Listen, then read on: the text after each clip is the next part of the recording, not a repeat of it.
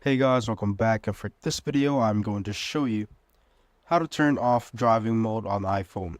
So first, what you want to do is open up your settings, go to focus right here, then tap on driving,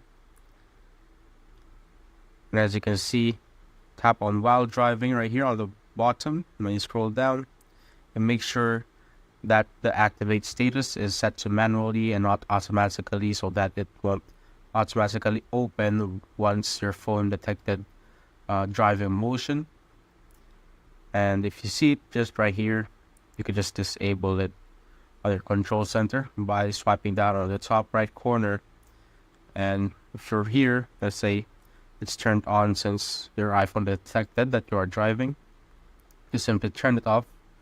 Just go back to your control center, swiping down on the top right corner, and just tap on the car icon right there. As you can see, it is now gone. And that's basically it, guys. If you have found this video helpful, simply leave a like below or subscribe because it helps reach more people. See you on the next one.